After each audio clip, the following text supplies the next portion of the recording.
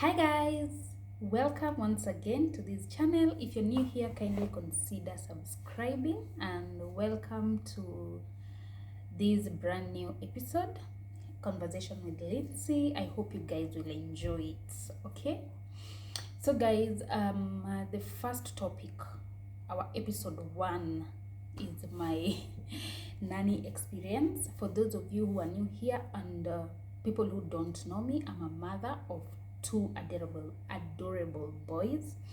Yeah, my name is Lindsay Shans on all my social media platform. Follow me on TikTok as Miss True the Homemaker. Follow me on Instagram as Lindsay Shans, Facebook as Lindsay Shans.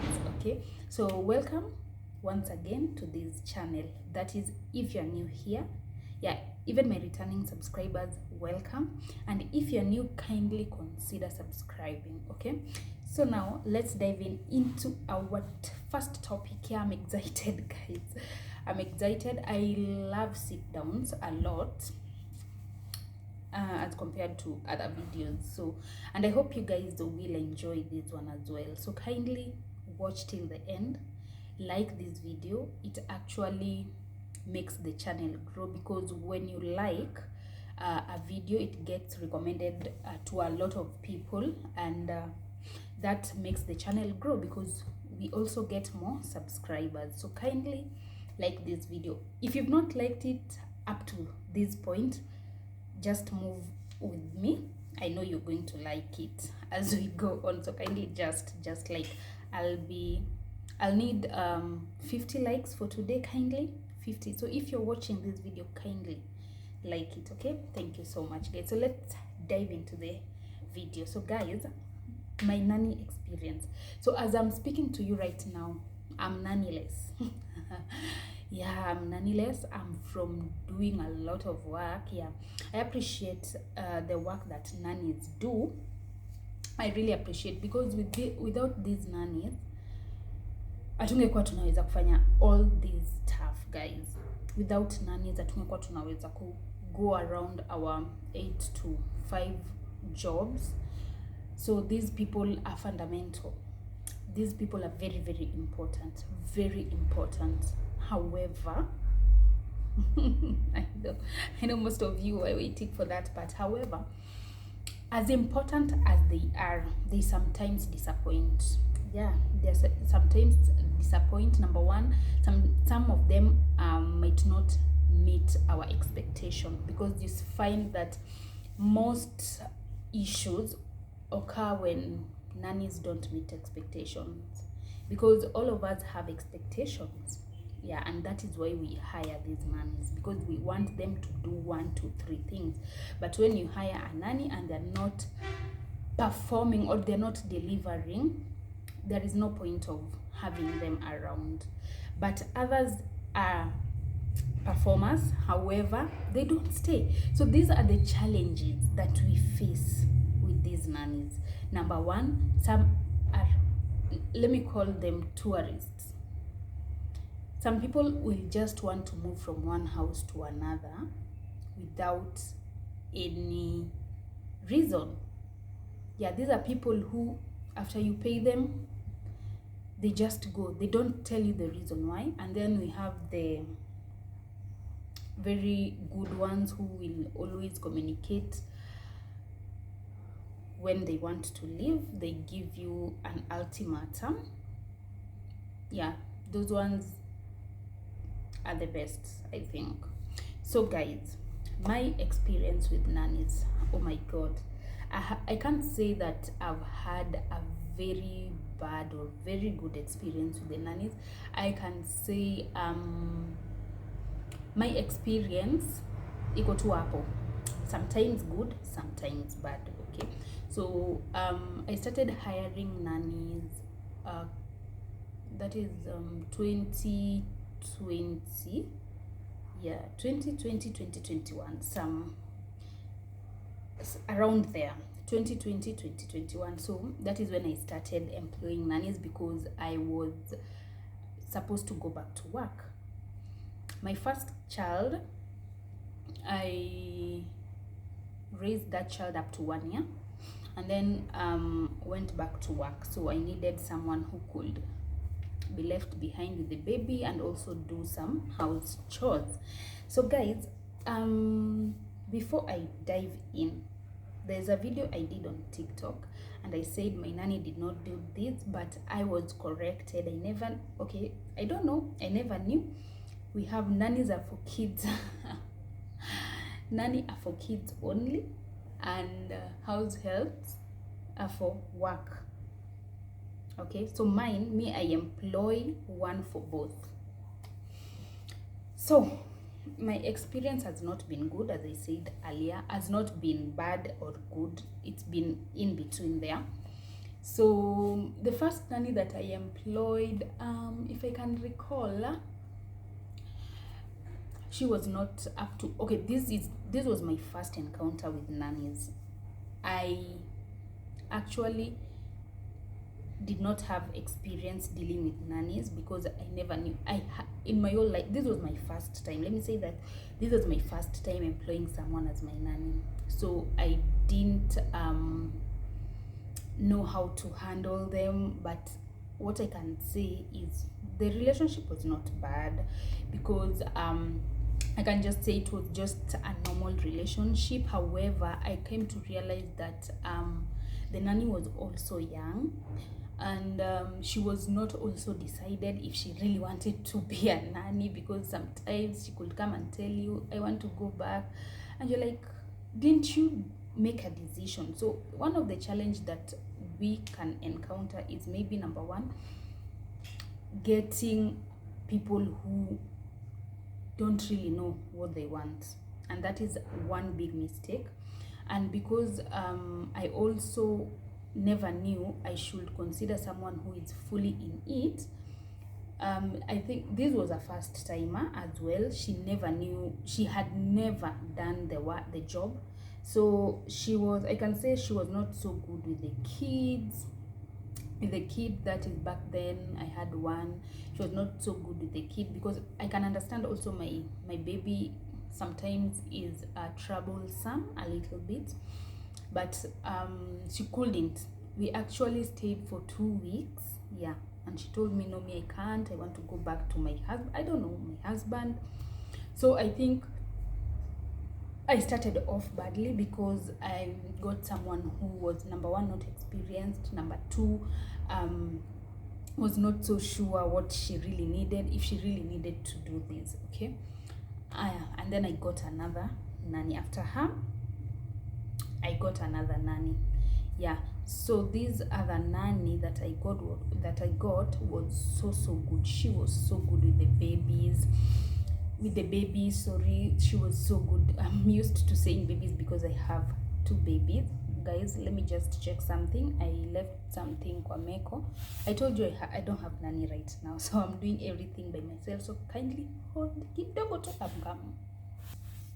Wow, thank you for holding on, guys. So the second nanny, as I was saying, she was so good.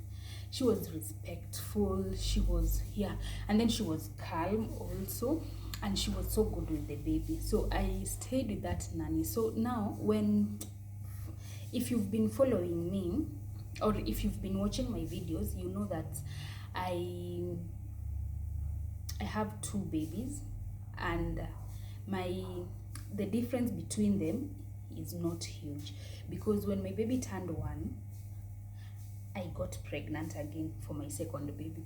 So this nanny came in while I was pregnant. Yeah. Oh, I remember. After the first one, I got another one, and let me just say old woman. So this woman, yeah, I almost forgot that part of that woman. So this woman, I sourced her from my village, and she came. She was good. However, oh my God, she was dirty, guys. I'm sorry if I said it badly, but she was so dirty. Alikuwa mchafu. And then she could, you see, with kids you really need to be quick, but she could drag herself so much. She was dirty. So you find that when I'm on my off day, I have to do house chores, like I have to do thorough cleaning again because she could not maintain. She was, because you see now she's an old woman.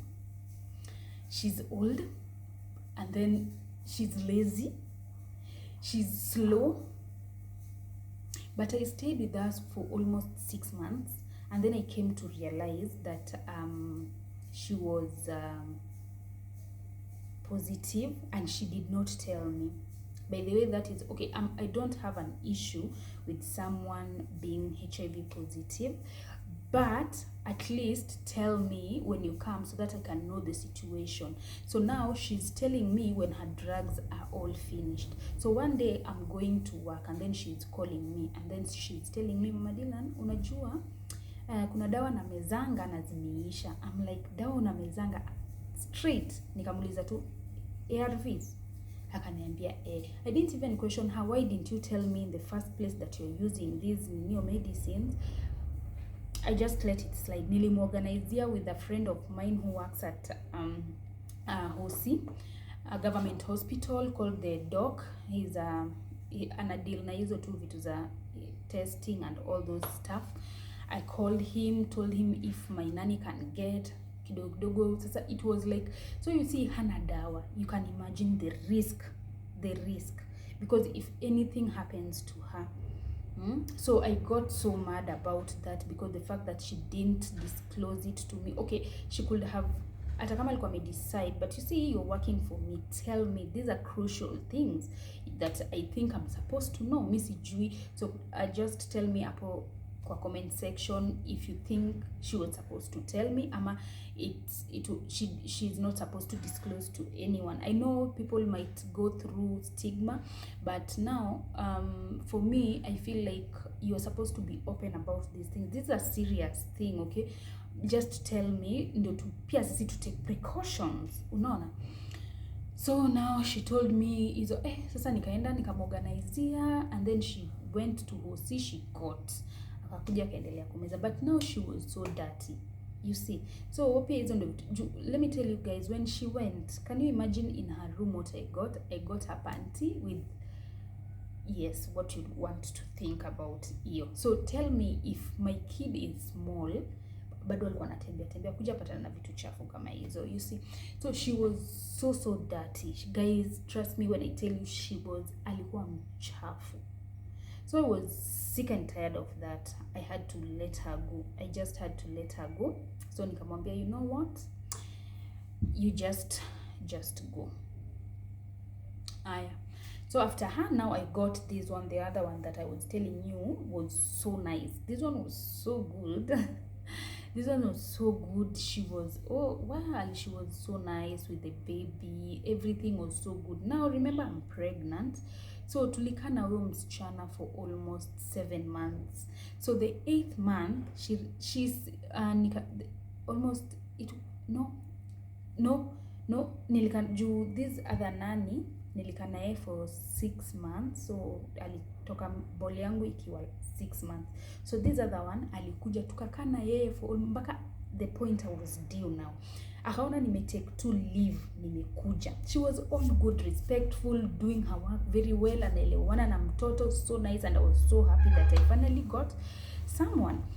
So now msichana kumbe alikuwa ananipimia pia yeye. Now when I took leave sasa ya kuja for delivery, akakaa hivi, akajua huyu mama ako karibu, because you can just see I was almost due. She's a woman, she know. Alinipimia, my friend aliniacha kwa mataa. The next day I was supposed to go now, because I was scheduled for C-section. So now I was supposed to go for my C-section the next day, let's say on 14th. Madam aliniacha on 12th. Very early in the morning she woke up. Normally hakuwa na amkanga hiyo mapema yote. Sana mimi nikiwa, because nilikuwa nimekuwa home for almost 1 week preparing to go for the delivery. So this morning nasikia kwani mdembo nani amka mapema hivi? I woke up.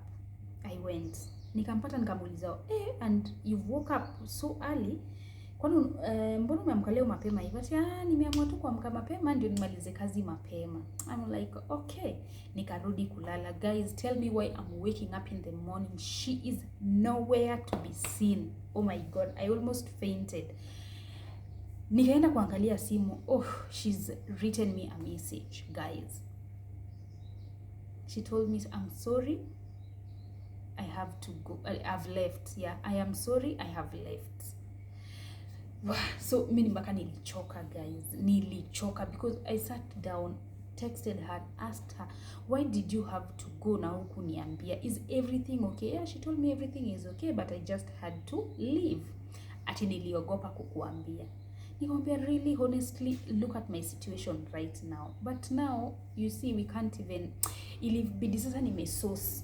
Imagine I have, you see, my first kid is still young at that point. He was still, he was still 1 year and anaenda kuingia 2 years. Bado hatajaingia 2 years, he's still 1 point, almost to 7 pale.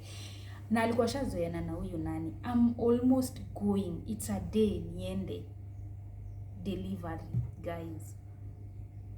Nilishikwa tu na nilichanganyikiwa. So now I had to look for another nanny very, very fast. I didn't consider anything. I just wanted someone who could stay behind with my baby when I go to deliver. So I got someone, nikaenda nikadeliver, nikarudi. I won't say she was bad. She was okay. She was there. She was okay. But now she didn't even stay. Akakuja, ni wale watu wako, they were not even decided they want to stay or what. So she came. Akaanza after 1 month, that is mwezi kienda kuisha hapo mwisho. So I'm back home, at least I'm back on my feet. Akaniambia sijui naenda kwa sister yangu nini. She went to the sister. Akiwa kwa sister yake anajua niko na watoto wawili. One is very young. I'm not, because guys, I'm a CS mom, so I still had my CS was still fresh because this is still 1 month past CS. Tuko kwa hiyo 1 month, I think. So she went for the sister, and then she's calling me while she's there. It's almost 6 in the evening. She's supposed to be back. She's calling me. She's telling me, Aki, I don't think I'll make it back because I found the situation at my sister's place. Even kamwambia tu it's okay. And then the next day when she's coming, she's telling me sijui amepata sijui kazi sijui ya promotion ya nini. Oh my god. I just told her it's okay. So the 2 months left for maternity, I didn't hire anyone. So I was just me and my babies doing my things. Actually mimi nilianza kufanya kazi mapema sana. Hiyo wound mimi nilianza kufua, by the way guys, with nikiwa 2 months. Sasa tulikuwa tunaingia 2 months, nilianza kufanya vitu zangu, and I did. So when I was almost going back to work, I employed another nanny. Guys, how many are those right now? So tumekaunt wangapi? 1 2 3 4. Okay, nika sasa tuko the fifth one. The fifth one now came in when I'm almost about to go back to work. We stayed with her, tukakaa na yeye. Pia alikuwa almost aged kidogo. She was hapo. Tukakaa na yeye for almost, I think almost a year. Yeah, because she came in September and then I laid her off in November. Yeah, because number one, huyo sasa, she was those kind of people when you're around, she's very nice to the kids, but when you are not there, I'm a frown also. Like, she's very serious. She's not even approachable to the kids. I can remember, so my instincts, by the way guys, let me tell you, one thing you're supposed to do is follow your instincts. Okay, feel like this, but no, this person is not the right person, because all along, yes, she was here, but nilikuwa na feel too. So what I did, I called my cousin to come. Around. Akuya stay, because remember I have also a small kid now. So I called my cousin, nikamwambia, you just come, mkwe tu unaangalia tu venye na yuko nini, unamsaidia kidogo. So one time, you see, when I got back to work, I couldn't express. Mi sikuwa na maziwa kwa nini, sikuwa na maziwa mob yenye ati naweza express. So I used to buy Nan. But Nan nikibuy ilikuwa inaisha like snap. So one time I asked her, why is this Nan? Nimeanunua tu juzi, isha. Now kumbe alikasirika. She didn't show me that amekasirika, but deep down she's kasirikad. So in the next day while I'm at work, she's refusing to give the baby milk. And then my cousin anamuuliza, mbona upatii mtoto maziwa? Ati hey, mama yake aliongea vibaya sana. So that you won't feed this baby the whole day because the mother spoke vibaya. Imagine guys. So you can imagine if my cousin was not around, angepatia mtoto maziwa. So when I'm coming back and then my cousin is telling me, alikuwa amekataa kupatia mtoto maziwa, ati anasema ati aliongea vibaya. I'm like, what? Called her, asked her, mbona kuniambia nimekuongelesha vibaya? Mbona unakurudisha hasira kwa mtoto? And that was not a good thing. So I stayed with her, yes, but my instincts were not so, like, sikuwa nafikiria. So one time, my cousin, pia tulistay na yeye, but it reached a time she had to go because she was also pregnant. So she had to go. So she went. When sasa akienda, my baby now started reducing weight. Nashanga. So kuna time nimempeleka clinic and then the nurse was like, no, this baby, are you feeding this baby? And I'm like, yeah, I'm feeding this baby. Guys, my baby had dropped. Tukimpima weight alikuwa drop drastically. You know what I did? Nilitoka tu hapo kwa clinic straight in the house because I remembered one time she refused to give my baby milk, and right now she's alone. My cousin is not there to check and supervise. Probably she's not. Maybe hata nikimwambia kitu anaenda narudishia hasira kwa mtoto. Guys, I came back from Hosi straight. I told her, you know what? We are done. Pack your things and go right now. And that is how I fired her because I realized maybe deep down, juu ulikuwa unapata mtoto amechoka. Like since my cousin left, health ya mtoto ilikuwa tu imebadilika.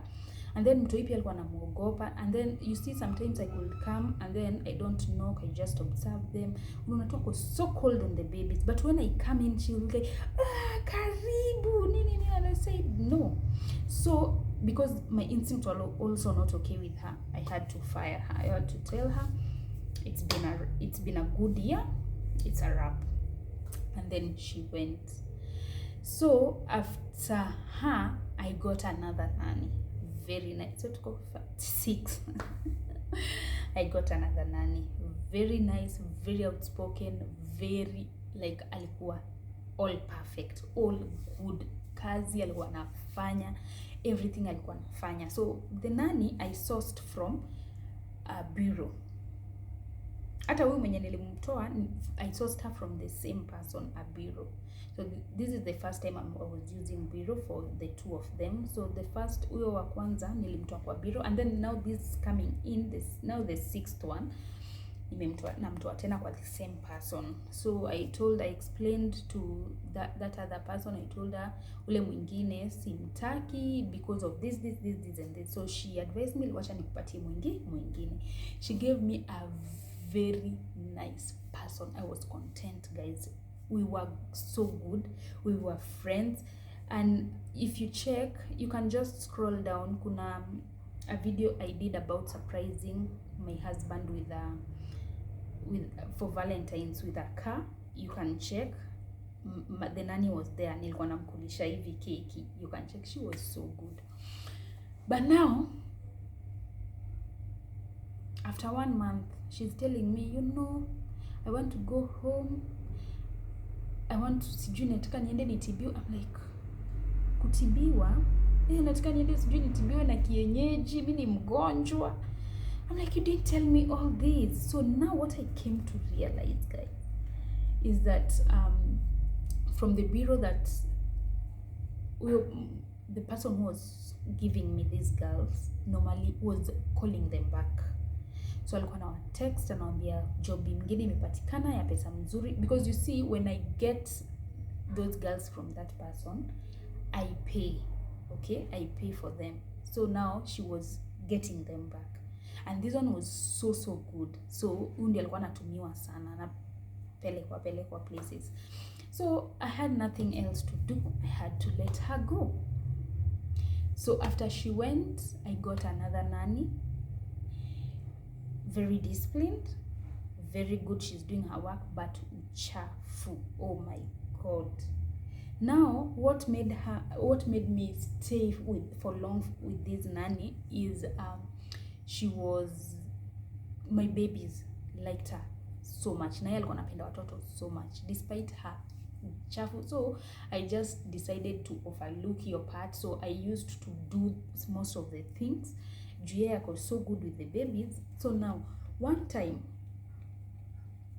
I come back home, napata watoto na nani hawayuko. I start looking for them outside. Tell me why. This nanny took my babies kwa pub, guys, kwa pub. Oh my God, I was done with her. I was totally done with her. Hapo ndio nilisikia tu nimeboeka na yeye, and I think cut ties, though I did not lay her off. Tulikaa juu nilimsomea, she said she's sorry na nini, tukakaka mpaka December ikafika, we traveled back home, she went, and then hapo tuliwachana hivyo. So after her I got another one. So it was 7, almost 8 there. After that I got another one. Yeah, very nice, very respectful. She was all good, by the way. She was so good. So now she was a form 4 leaver. Alimaliza form 4, that is form 4 leaver.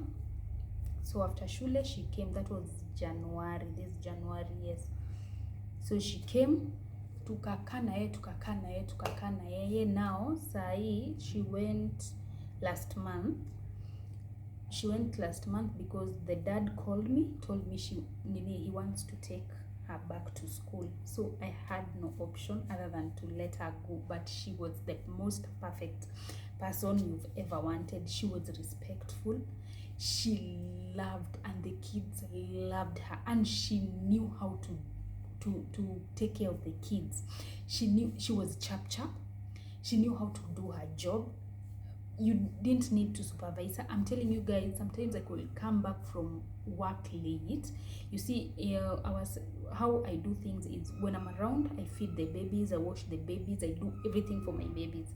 So in the evening, inakuanga pati yangu mimi ndio kulisha watoto, because I always want to see wamekula vizuri, wameshiba, ndio usiku wasinisumbue. But you see this beautiful girl, anytime I'm late, nakuja late, yeye akishamaliza kupika, amechukua watoto na wakulisha. She was so nice. I miss her. She was so good. Guys, if I tell you there are good people out here, she was so nice. Everything was done. She did everything well to my expectation. Hakuna like hata sijawahi kuja ati nimgombanishe nimwambie you've not done this. Always perfect, chap. The few things zenye ajui unamuonyesha ameshika. Venye kupika unataka unamuonyesha ameshika. She was that kind of a person. But now it was her time to go back to school. So I had to let her go. After her, now that she went last month, date 15, and then I got another nanny. Actually, her parents are the ones who suggested for me this other person. So this other person came in. Guys. We are after some days, okay, I noticed she's a bit arrogant. Guys, tell me someone is in your house, but unamwambia nataka hii upike hivi. She's like, hapana auntie, ipikangu hivyo. I'm like, we have been cooking like that, girl. That is how I want it to be cooked. No, it is not supposed to be done like that. Wacha tu mimi nipike tu venye mimi najua. She was so rude. Unaweza muuliza kitu. She was like, kwani mtoto sijui nini? Mara, mtoto wako ni kichwangu. Guys, she was like alikuwa tu sijui alikuwaje. So me I thought there are those people who like speaking out for themselves, which I like so much. So nilikuwa tu na sitaki kubishana na mwacha, but now I can see no, she's kind of rude, and you see me ukinionyesha you are rude I will also show you that yeah, hata mimi si mchezo. So nilikaa hivi, so 2 weeks ameanza kunionyesha red flags. Naona tangu akuje, kids are not, yeah, like she doesn't even know how to take care of kids despite her being a mother. Like unaweza kuja upate kuna baridi guys, but mtoto amevalishwa short, na si ati hakuna trouser, kuna trousers. So niliona huyu no, it's so early for her to start showing me these signs. These are red flags of which if I ignore, this is what I will be carrying forward each and every time. I will be talking each and every time, because alikuwa sasa amenigeuza sasa, I'm like, no, I said do this, no, I said do this, and that is something that I don't like. Mimi nakuanga nikikupatia job where you know what you're supposed to do what you're supposed to do, and then story ishe, okay? So hapa ameniweka na mambo, and then looking at this girl, I'm like, this girl will make me hapana. Let me just give her time. So now place yenye sasa nilikuwa nimekasirika yangu yote is one Saturday, I'm a 7th day guys. So one Saturday after while going to church, I advise her utapika hii, upike hii na upike hii, okay? Mboga, we have a kibanda out there. You'll go for mboga kwa hiyo kibanda. Take mboga, mayai ilikuwa tushanunua, take mboga, nyanya na kitunguu, come and cook, okay? Went to church with my family. Tell me why guys, when I'm coming back, ako kwa Afro Cinema continue shortly. Jikoni very dry, nothing have been cooked. Nothing. And I'm asking her, auja kupika anything? And we got from church very late, and my babies are hungry. They've started being cranky, crying all over. Aujapika? Ati bado mimi sijapika, auntie mliniambia niende mboga ati wamefunga. I'm like, but my husband told you unafaa uende hii side nyingine kwa sababu hawa wafunguangi, because they are also 7th day. They don't open today. They normally go to church. No, mimi sikusikia. And she's rude when she's telling you this. And I ask her, kama haukusikia, ulienda pale nje, why didn't you call me to confirm? Mimi sina credit. Basi you could have even flashed. Sina hizo ma flash, mimi zimeisha. I'm like, hey, girl. Aya, si hata ningepata basi amepika hata ugali basi aekelee hapo, because it was late. It was almost 2, okay? And mark you, I know she never went outside, because tell me why, kama tu ulikuwa una confuse ni hawa, hii ingine iko hapa. So ende hata uulizie hao wengine, inaweza kuwa hapa ndio pesa iliachwa. Guys, I said I'm not taking any more. I'm not taking it anymore, because this is enough red flag. This girl, no, tutasumbuana. If this is 2 weeks, we've started like this. No. So after alipika akosha vyombo vizuri, nikamwambia mama, just prepare yourself, you are going. Nikamkauntia pesa siku zenye alifanya kazi, and she went. And to let you know guys, my instincts were right. She was just something else. Do you know she went at the laundry area na akakata kamba za manguo, akaenda kakata, and I was like, thank you Jesus, because if this is her real, now this is a real character. Now she's rude, unaona. Why did she go and cut kamba za nguo? Yet nimemlipa mpaka ya hiyo siku, hata kama alikuwa na feel like nilifua, but I paid her for that day, for the work done that day, and the day was not even over. Okay, so I thank God that I listened to my instincts. You know, most of the time we fear so much for like, guy, sasa nikimtoa ndatoa wapi msichana mwingine, but I'm here to tell you guys, if you hire someone today and your instincts, you feel like your instincts hapana, leave her. Trust your instincts. They are always right, okay? Because I can tell you for a fact, the girl that I had before this rude one, my instincts were like, hata sikuwahi kuwa na panic, sikuwahi fikiria anything bad that can happen. But with this one, I'm at work but I'm thinking about my kids. I'm at work and I'm thinking, wow. I'm at work, I'm like, wow. And since she came, the rude one, since she came, my babies makamasi tu because she doesn't take good care of the kids. Unaona sana wavalisha short, kuna baridi na any time kuna baridi, unapata like she doesn't know how to take good care. That's why I think even instincts zangu zilikuwa like no, she's not the one. So many times tuna cling on someone who we feel like, no, she's not treating our babies right, but because we don't know where we'll get the next person, tuko tu na wao hapo. So guys, if you feel like someone instinct zikisha kuonyesha this is not the right person, kindly let that person go. Usijikwamilia hapo. Okay, so now that is my experience with my nannies. Now hata kuna tunani nimeruka hapo, but anyway, because kuna mwenye nimeruka mwenye hata sijawaambia. She told me we worked for so long, but now she went, akanidanganya shosho yake amekufa and she's coming back. Mpaka ninakumbuka nikamuuliza, my dear, are you telling me the truth? Are you coming back or I should source for someone? No, Mama Dylan, I can't lie to you. I'm going to come back. Na mngojanga mpaka wa leo. But now the funny thing about all these things that are happening, can you imagine, guys? All my nannies, most of them normally call me back. They want to come back. So ukiona nannies tu wana left, usiwahi jishtua ati maybe I'm not a good see ati you're not a good person, guys. Sometimes some of them are not even content with what they have. They think the grass is greener on the other side, only for them to go na kupata here, kumbe situation labda it's worse or the same. Okay, so never doubt yourself. Mtu akiamua anaenda, mwachilie na roho safi. Don't even hold on them because sijui alikuwa anaangalia mtoto vizuri. One thing for sure that I've realized is, number one, babies will